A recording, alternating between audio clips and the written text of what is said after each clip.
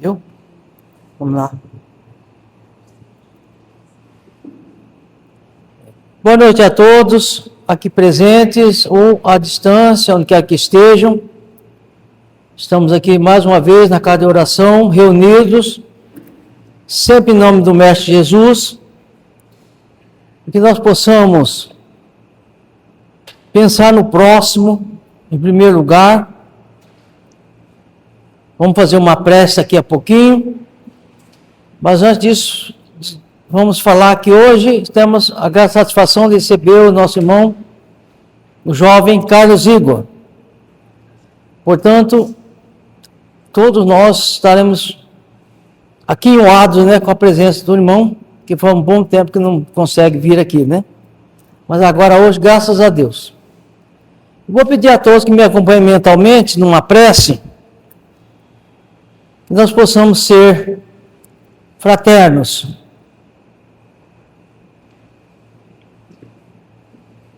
Amigo Jesus, Mestre amado, avançando sempre, muitas vezes com dificuldade, Senhor, porque as nossas paixões inferiores ainda nos assolam, nos detêm a marcha, muitas vezes precisamos nos corrigir, muitas vezes atrasamos essa marcha,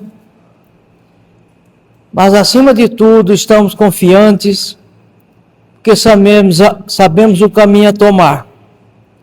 Permita que teus mensageiros vá em todas as direções, e vós que sabeis o que se passa no íntimo de cada um, olhai por todos, por toda a terra, todos os povos, todas as nações, a nação brasileira em especial, pátria do Evangelho, coração do mundo, e aqui uma casa de oração em teu nome, sempre estamos reunidos para fazer o melhor, para agregar irmãos que aqui se achegam em busca do auxílio e do amparo, mas também para auxiliar.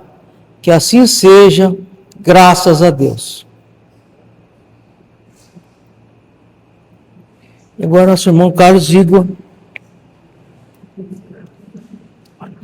Põe no bolso.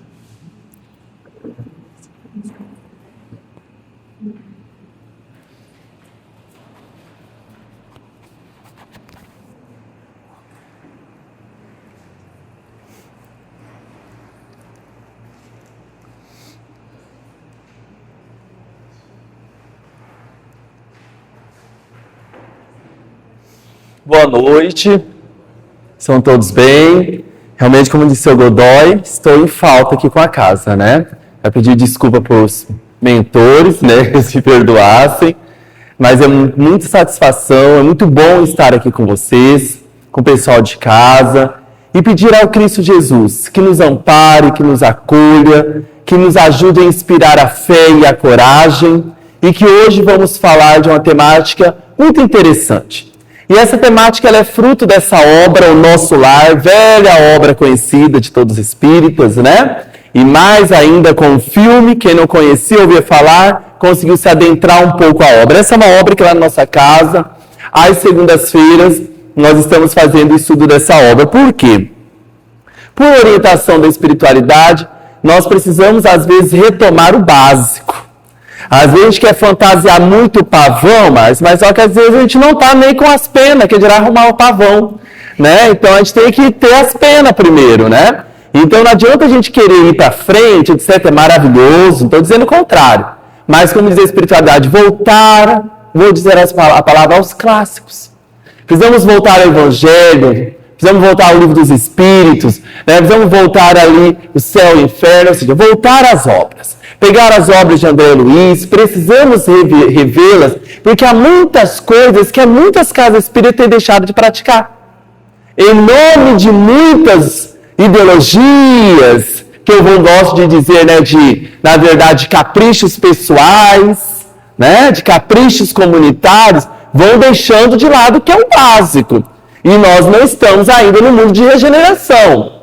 né? E para viver a máxima da regeneração, daqui 1000 anos, 1500 anos. Nós teremos reencarnado, Sr. Godoy, muitas vezes ainda, para daqui 1500 anos nós estarmos no nível mais ou menos ainda da regeneração. Nós não entramos na regeneração.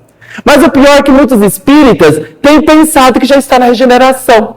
Mas a pergunta é, quem aqui de nós já estamos vivendo a emoção?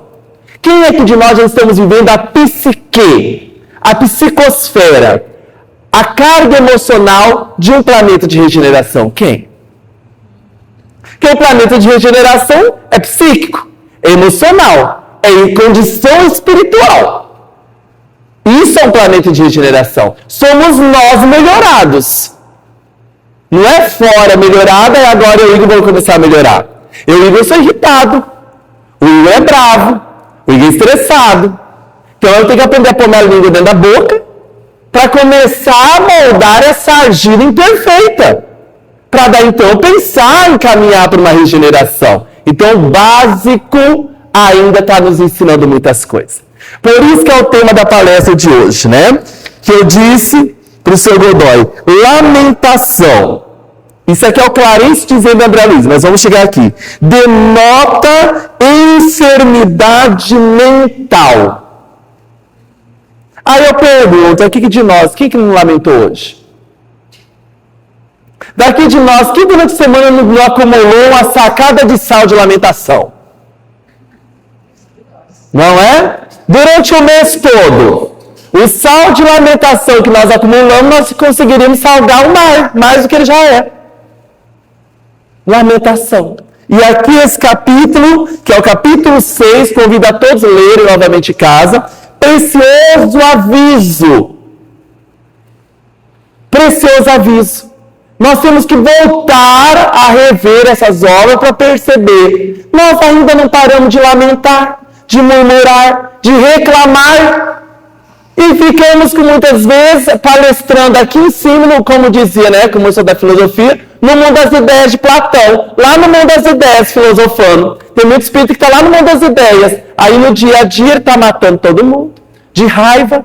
Está estressando todo mundo de raiva. Está estressando a esposa, o esposo, brigando, causando intriga, promovendo raiva na internet, com a política. Né? Vive levantando bandeiras partidárias o tempo todo. É engraçado que as pessoas não levantam bandeiras partidárias do Cristo, né? Esses dias o Haroldo falou algo muito importante. O mal hoje, como disse o Godoy na sua prece, que foi maravilhoso. Nós somos, sim, o país que é a pátria do Evangelho e o coração do mundo. Mas a pergunta, dona Alice, nós estamos fazendo por onde? Manter esse cajado nas mãos do brasileiro?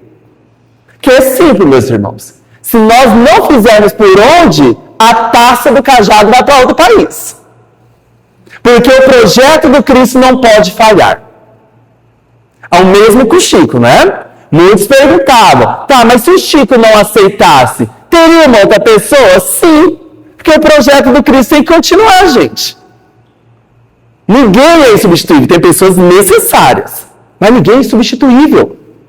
Nós estamos fazendo por onde? Sermos espíritas, que está fazendo valer com o seu papel lá na sociedade?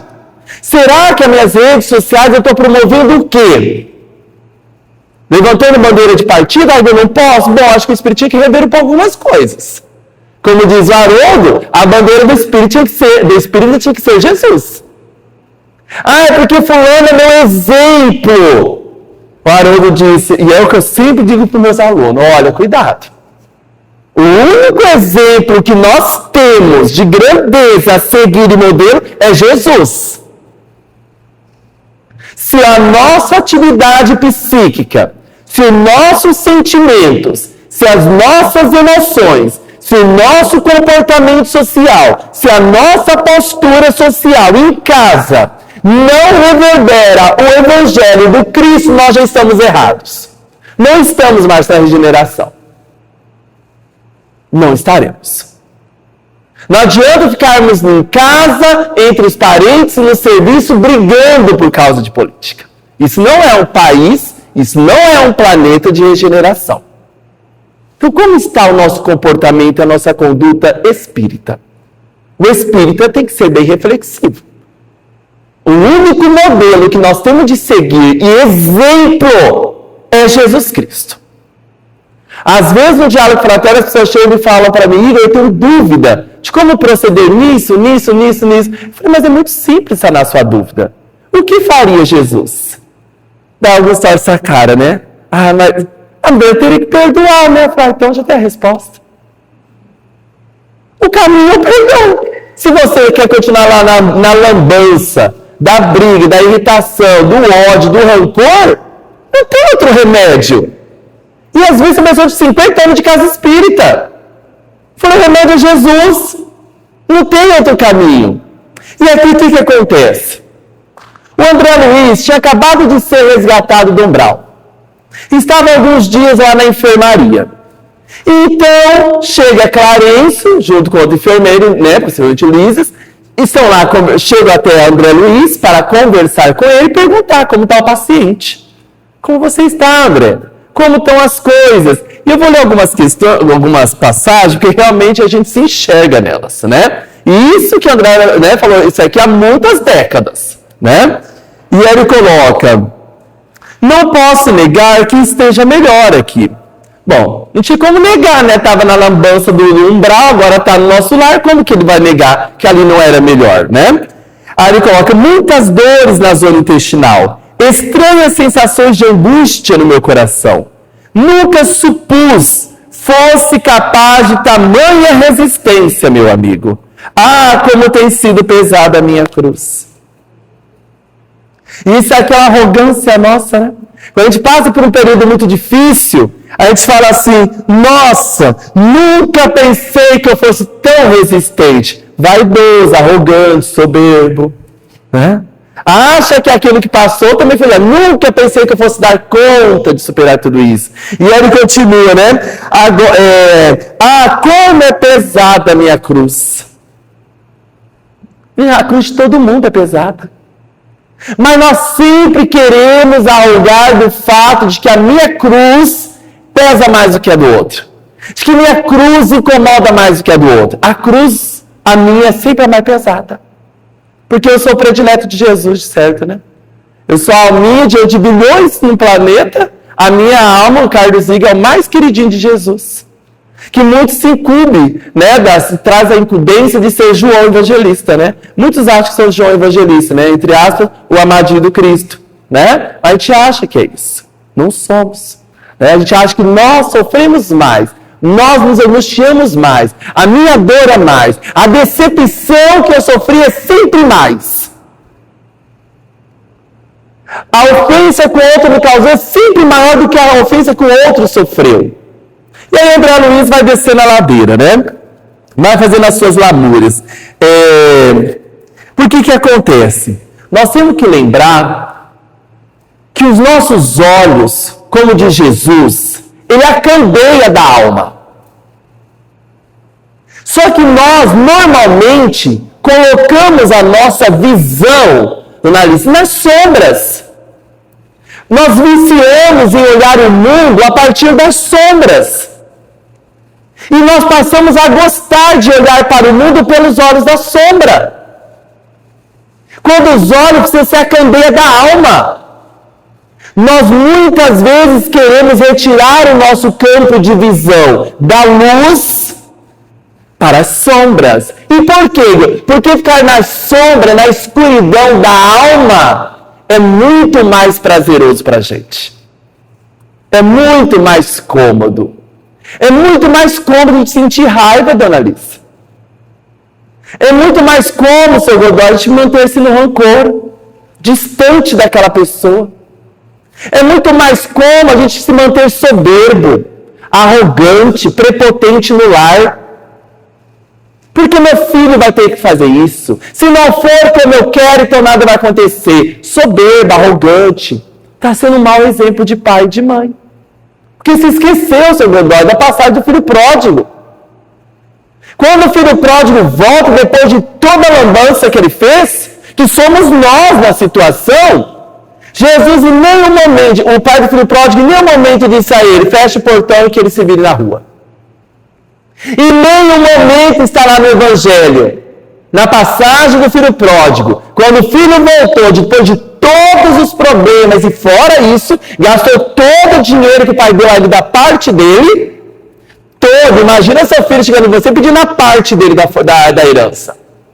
O pai deu a ele toda a herança, e ele voltou, surrado.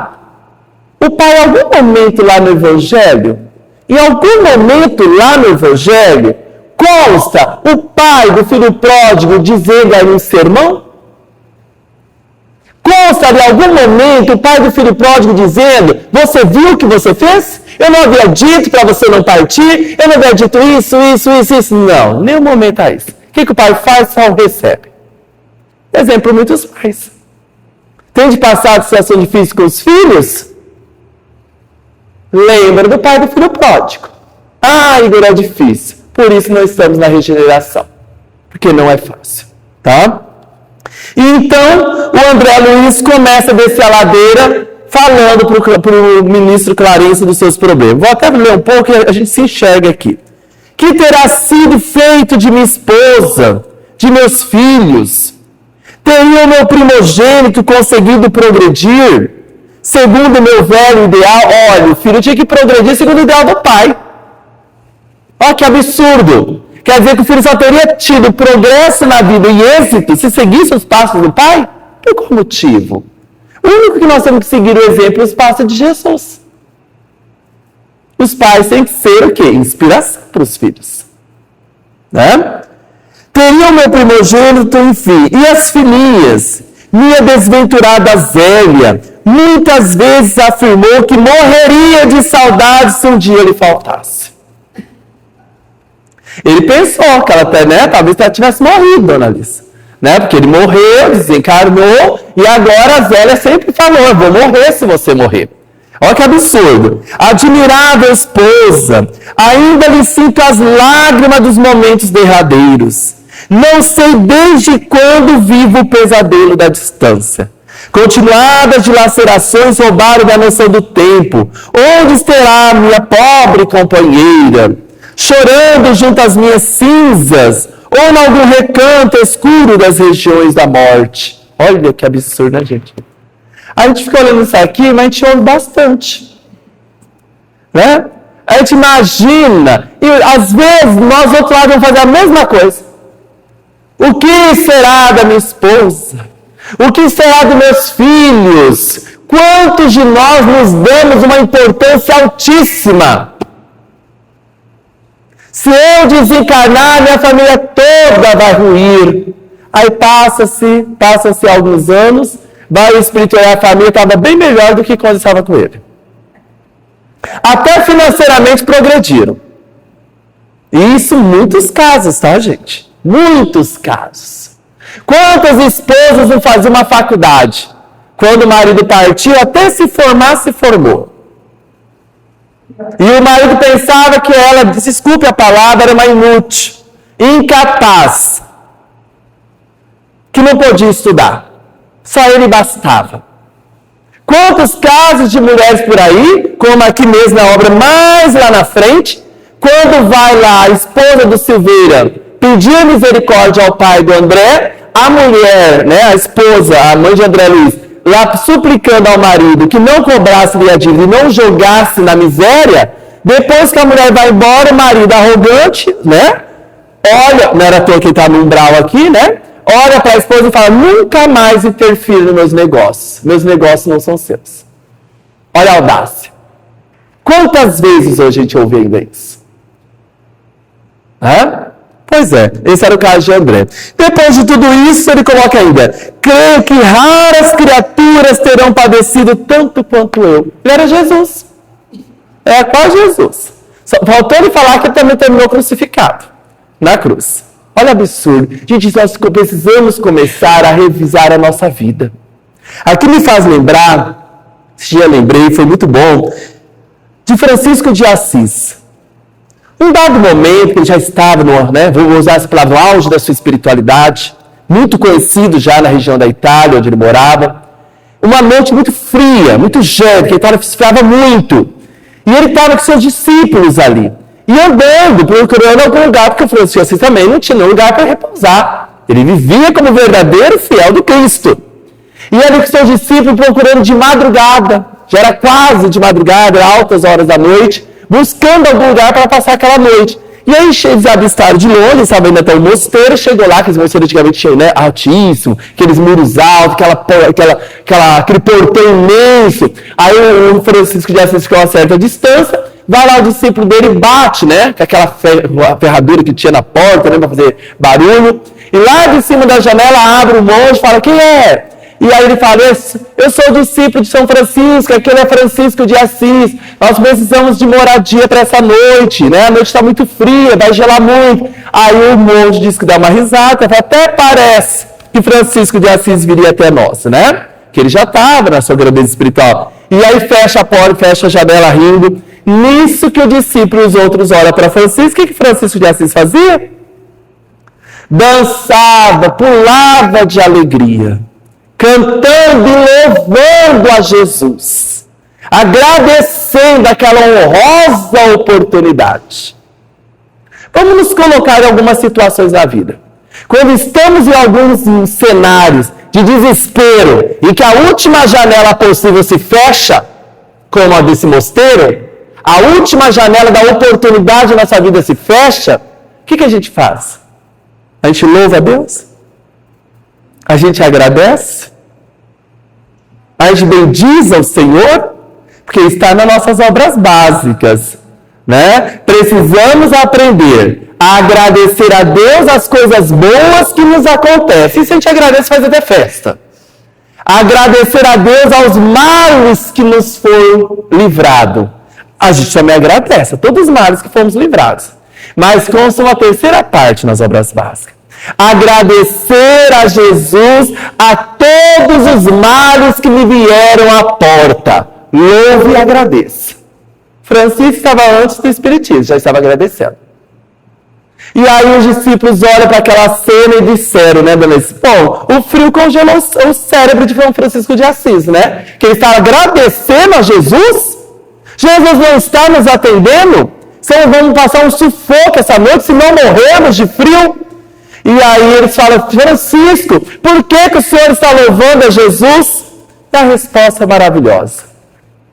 Ele diz, meu filho, eu sempre esperei um momento em que todas as portas e possibilidades de socorro a mim fossem negadas e fechadas. Porque assim eu estaria mais próximo de Jesus de Nazaré. E é isso. No momento de mais dor, de problema, dificuldade, em que as portas se cerram na nossa vida, agradeça a Jesus. Porque você está mais próximo dele. Jesus, nós não podemos esquecer que ele foi espancado, torturado, humilhado, injustamente. Terminou pregado numa cruz, injustamente, desnecessariamente, se formos analisar então ao pé da letra. E nós não podemos agradecer de estarmos um pouquinho mais perto de Jesus? Estevão, eu gosto muito dessa passagem, quando estava sendo apedrejado, ainda no meio do apedrejamento, quando Jesus está chegando até ele vê Jesus olhando com tristeza para Saulo e diz ainda, né, Senhor, não impute sobre ele essa culpa. E depois ele fala para sua irmã Abigail, eu não tenho nada contra ele. Você será muito feliz com ele, porque ele fez isso, porque ele ainda não conhece Jesus. E nós, como estamos diante de Jesus? Como está o nosso grau de intimidade com Jesus?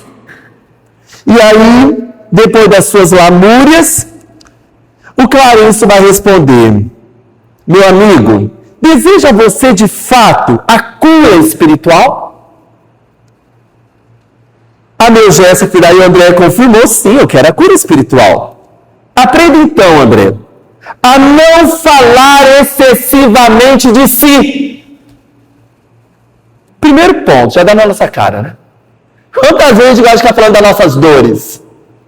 A minha dor, meu sofrimento, a minha tristeza, minha condição financeira, minha revolta, minha amargura, minha decepção, minha ira, minha sofrimento, meu sofrimento.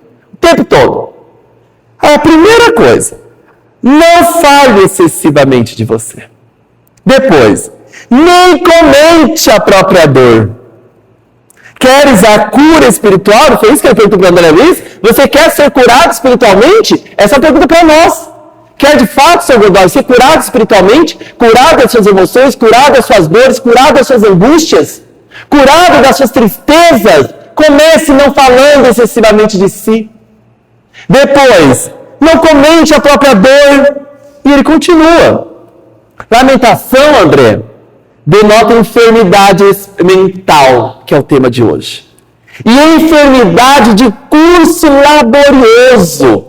A lamentação é uma enfermidade da mente. E de tratamento difícil. De tratamento complexo. Mudar o nosso trâmite de pensamento, a nossa frequência mental. Desviciar o nosso psiquismo. Desviciar a nossa camada psíquica. Movimentar as nossas ondas psíquicas. Curar a nossa mente é trabalhoso. Muito mais do que um câncer.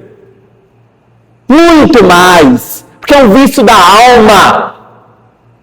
Nós somos viciados na reclamação. Somos viciados em sentir raiva. Somos viciados em sentir ódio. Somos viciados no desânimo. Somos viciados na tristeza. Somos viciados no narcisismo. Sempre a minha dor é maior e sempre a minha opinião é melhor. Ah, mas as pessoas não fazem o que eu falo. Mas por que tem que fazer o que você faz? E por que você fala? Por que você se considera referência tão inabalável? A referência é Jesus. Vamos diminuir a arrogância. Isso traz enfermidade psíquica, mental, de curso difícil de tratamento. E por isso vem então as obsessões. As obsessões só vêm porque nós estamos dando nutriente psíquico. Nós estamos dando substrato mental. Por isso eu atraio obsessões. Não é o contrário. Nós estamos com nossos olhos, muitas das vezes, vendo como urubu. Só vê o mundo em carniça. Só vê o mundo em problemas. Precisamos ver o mundo como os olhos do beija-flor. Como São Francisco de Assis. O problema está posto. Se está na tempestade, ótimo. Você vai ter que passar pela tempestade, meus irmãos. Jesus terminou na cruz. Você só vai passar por alguns problemas. Você não vai terminar crucificado como Jesus. Você só vai perder o emprego. Você vai ter um problema familiar. Por que você acha que você não precisa e não pode passar por isso? Por que nos consideramos melhor do que Jesus? Precisamos voltar a ler o Evangelho. Ele continua. É indispensável criar pensamentos novos e disciplinar os lábios. Se a minha língua é um chicote, se minha língua não edifica o meu lar, põe a língua na boca e fecha a boca. Se eu não tenho palavras boas para poder ajudar a esposa, o esposo, os filhos, as noras, os genros, os funcionários, fecha a boca. Fecha a boca. Nós precisamos ser espíritas, dona Alice, lá fora. A gente vicia na arrogância. As nossas mentes estão doentes de arrogância e vaidade. E é tratamento difícil. Por isso, é indispensável, está dizendo Clarencio, criar pensamentos novos. Embaixo ele vai dizer o seguinte, André, antes disso ele coloca assim, ó, somente conseguiremos equilíbrio abrindo o coração ao sol da divindade. E não ao seu querer. Quer equilíbrio, Márcia? Então abra o sol para Jesus. Abra o coração para o sol de Jesus entrar. Rediscipline a mente. Reconfigure a mente. Que um reset a gente não dá conta de fazer ainda. Resetar a nossa mente a gente não dá conta. A gente vai ter que reencarnar muito para resetar. Mas comece a dar novos comandos para a sua mente. novos comandos, para termos novos pensamentos.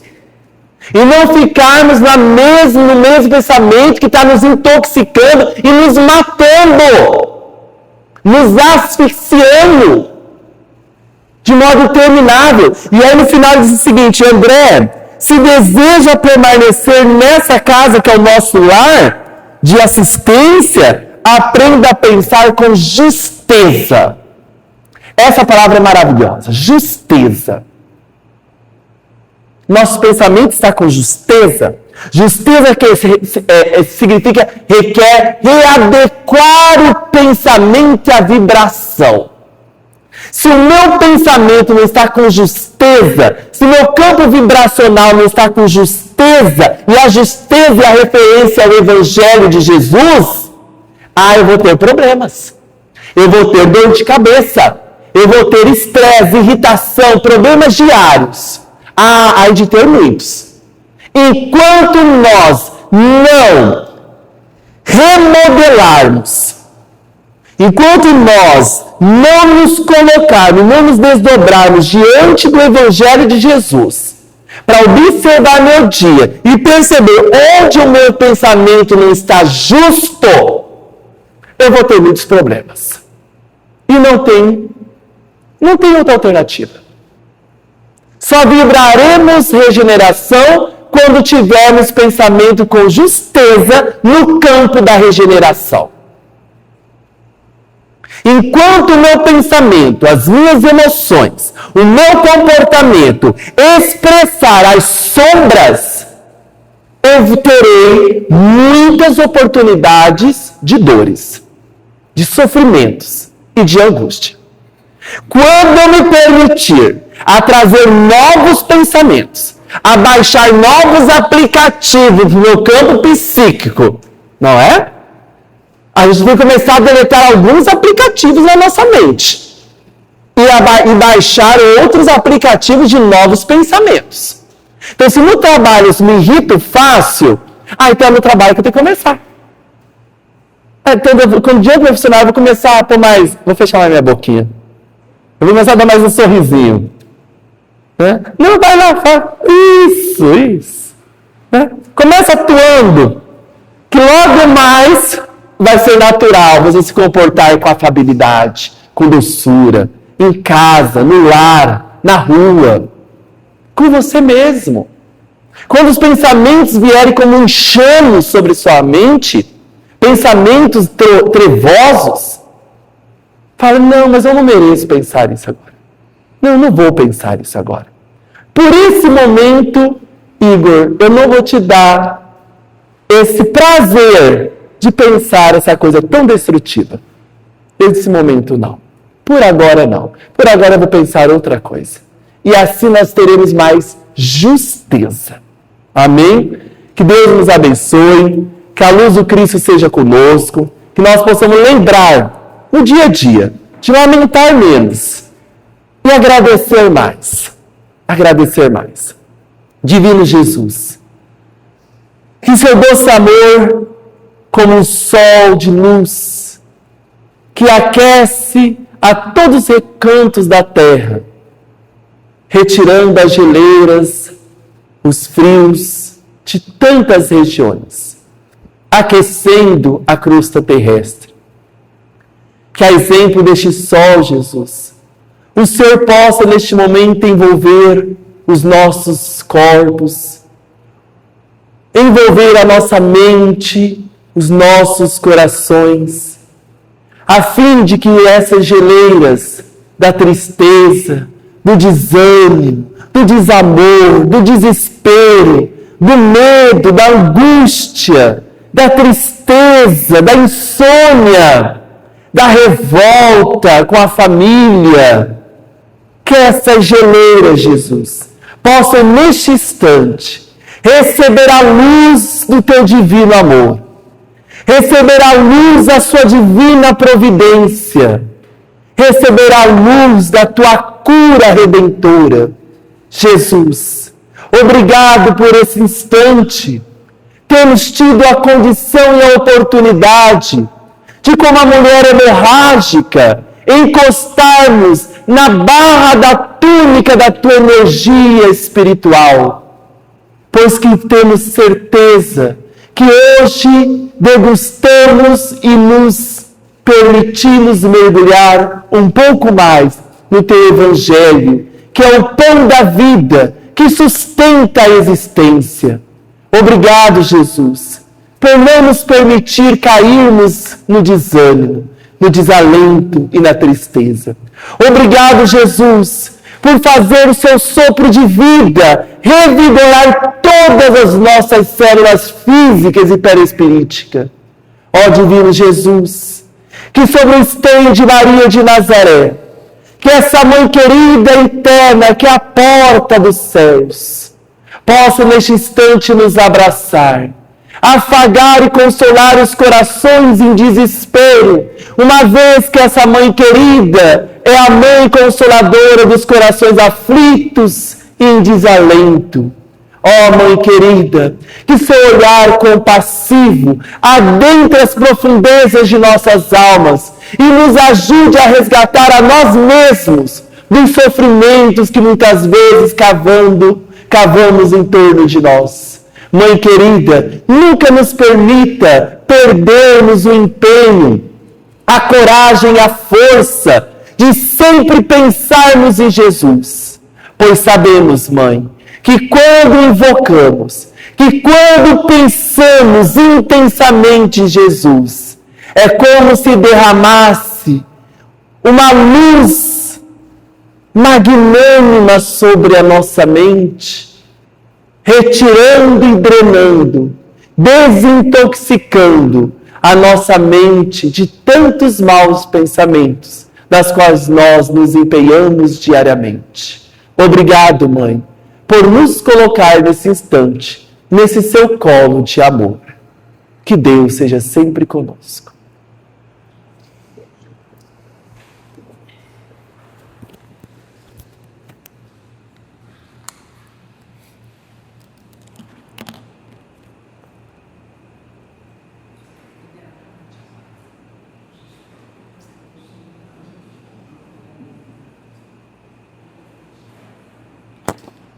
Gente, agradecer a presença de todos, né, aqui na casa e agradecer a presença das pessoas no Facebook.